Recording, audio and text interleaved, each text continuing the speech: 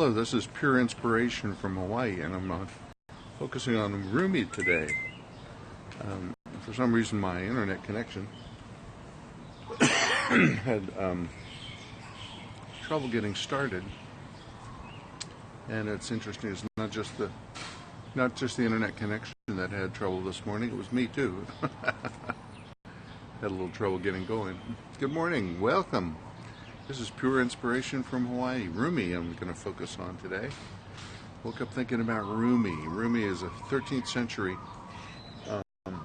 Muslim who, from Persia, who founded the sect called the Sufism. Sufi means love, I believe. And Sufis were in love with God. They were in love with God and the universe. And so a lot of his writing reflects that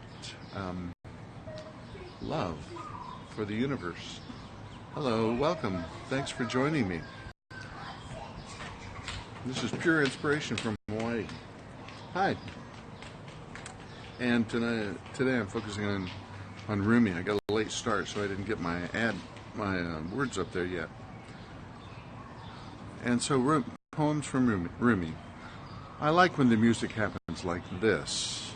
Something in his eye grabs hold of a tambourine in me, then I turn and lift a violin in someone else, and they turn, and this turning continues. It has reached you now. Isn't that something? No nuclear threats. I have a myna bird. You'll hear the myna bird. The myna bird comes every morning at 7 o'clock. It's just amazing. And perches outside my window and talks to me. This one's called Gainful Employment from Rumi. These just aren't words you're reading. If you churn them, you could have some good cream. If you kept working with my poems, you could open up a shop and sell the finest butter. If you fell in love with Rumi, you could give gainful employment to your family and have fun together hawking my wonderful cheese. Mystical writers, mystics who experience this dimension it's the lower dimension, I call it. It's the subconscious dimension in which they connect with the divine. And they find it fun. I mean, it's playful. I think our life, we are so damn serious about this game we're all playing. And I don't think games are bad. We have lots of children around here. This is my place where I live here in Honolulu. I think 800 a month is pretty wishful thinking. Lots of kids. They play all the time, and I think, gosh, that's what life is about. Really, it's a game. It's playing and having fun at it. So this one's called Nibble at Me. Nibble at me. Nibble at me. Don't gulp me down. How often is it you have a guest in your house who can fix everything? Love is the solution. Love is the fix for everything in Rumi's mysticism.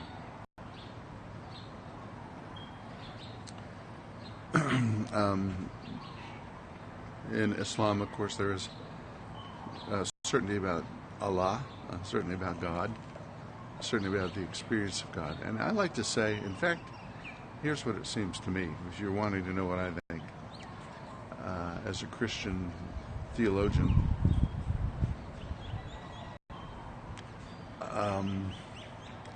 Islam, which means surrender,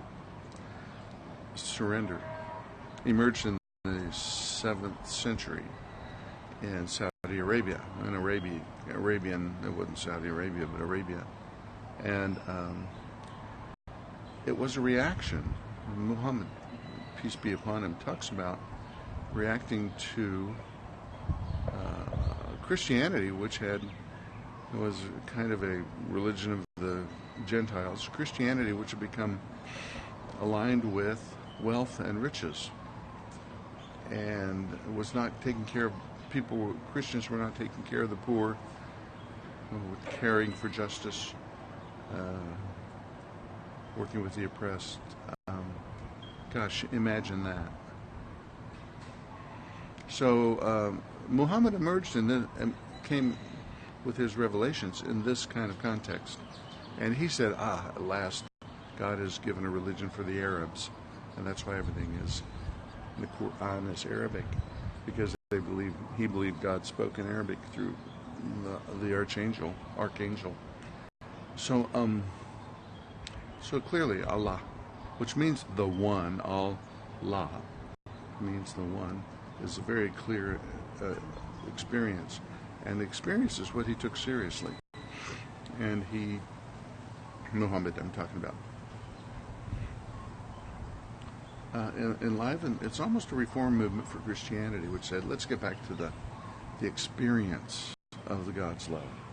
Rumi reflects that some 600 years later. And here he says, if God said, Rumi, pay homage to everything that has helped you and enter my arms, there would be not one experience of my life, not one thought, one feeling, not any act I would not now bow to.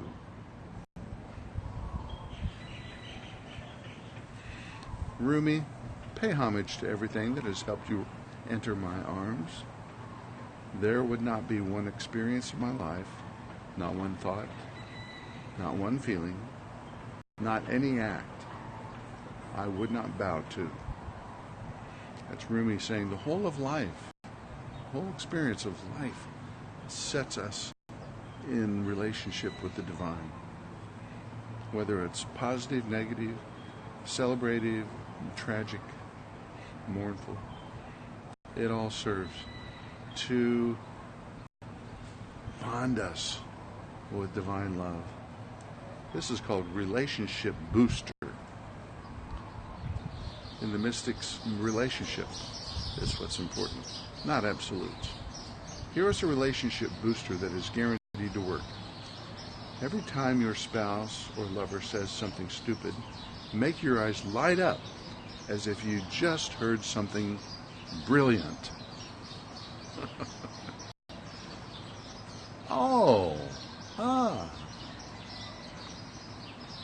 A relationship booster.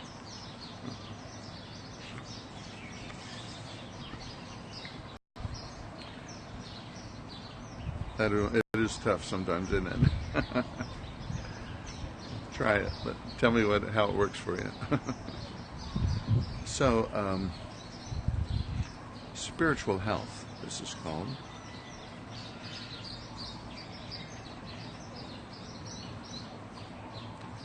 This one is tough too. Spiritual health. A good gauge of spiritual health is to write down the 3 things you most want. If they in any way differ, you are in trouble.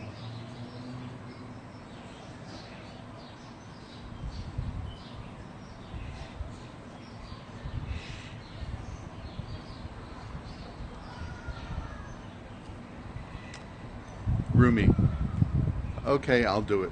This is kind of a sort of a surrender kind of thing. Okay, I'll do it. Okay, I'll do it. Sing longer songs tonight, because sometimes you're just so damn hard to please, and I guess I am still courting you, trying to get into your soul's knickers. What makes you like that? This is talking about God. What makes you like that, grouchy around the edges? What classrooms have you lounged in? What nonsense have you traded your gold for? How can you look so needy? God is growing fields. God is growing in fields you own. I'm sorry, it's not about God, it's about someone else. He hangs from trees you pass every day. He is disguised in that peach and pine cone. Every sound I hear, he made it. I have been walking with 2 canes these days. Guess why? It is because of his beauty and that blonde peach fuzz floating everywhere like dust.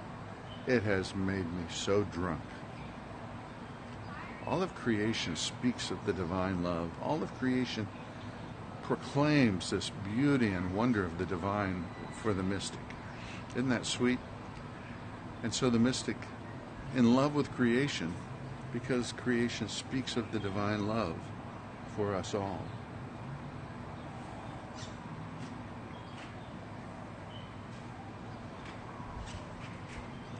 It says, how does God keep from fainting? How does God keep from fainting? The wonder of water moving over the rock in the stream justifies existence. The swish of a horse's tail. Again, I am stunned by the grandeur of the unseen one that governs all movement. I resist looking at the palms of my hands sometimes. Have you ever gotten breathless before a beautiful face? For I see you there, my dear. There is a wonderful problem waiting for you that God and I share. How to keep from fainting when we see each other. In truth, how does God keep from fainting looking at himself all day? Light is moving like a stream, and the myriad celestial beings applaud.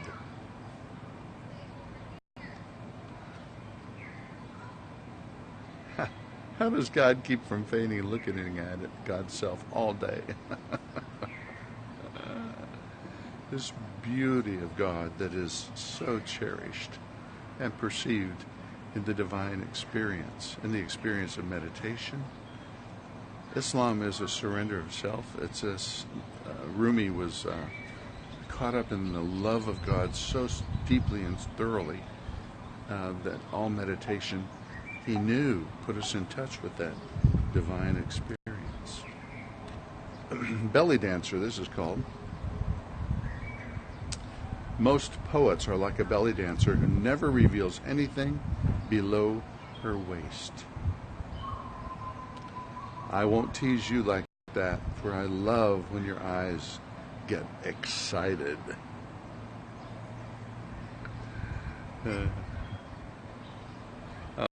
I'm sorry, I'm English and I can't, American and I can't speak French. I'm sorry.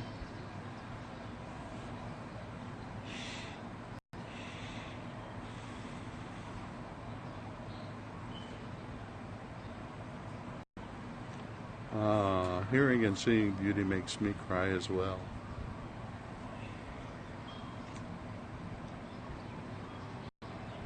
You've opened your soul to the tenderness of creation. This is my lips got lost. My lips got lost on the way to the kiss. That's how drunk I was. Luckily, though, I still connected with the most tender part of her. The moon conceived. What a wild-looking baby we are going to have. I'm in Honolulu, Hawaii, and I usually put up Pur Inspiration from Hawaii, and I like to read a variety of mystical poets, because mysticism opens us up. Those mystical writings opens us up to the subconscious level of our existence. What is the subconscious level? Well, did you get up this morning and decide that you were going to breathe? Thank you. I love reminding you of your grandmother. Did you wake up this morning and decide, I got to blink my eyes to make sure that they stay moist? Did you get up this morning and decide that you were going to be hungry or thirsty?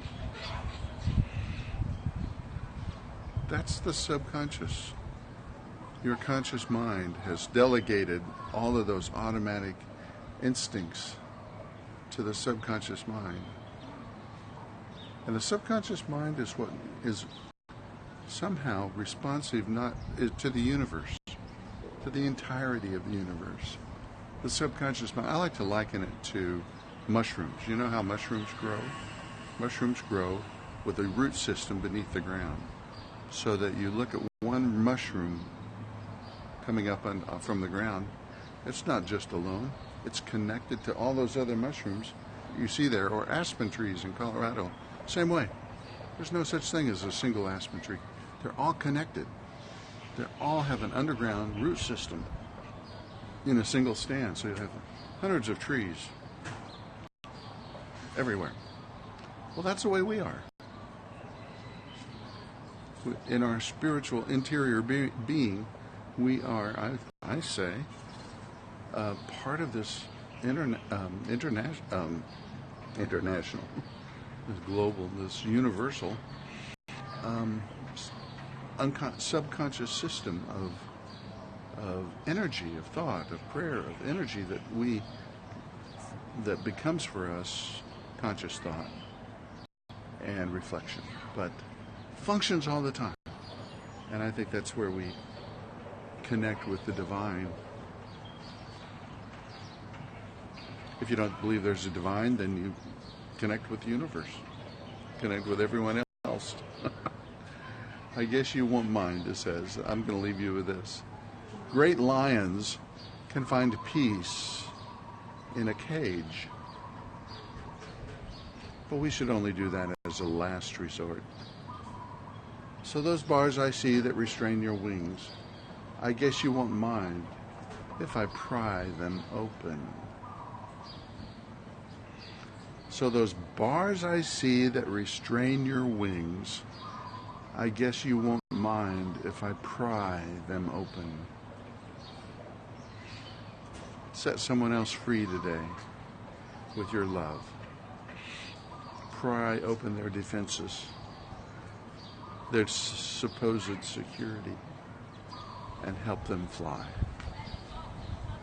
I love you. Thank you so much for being here.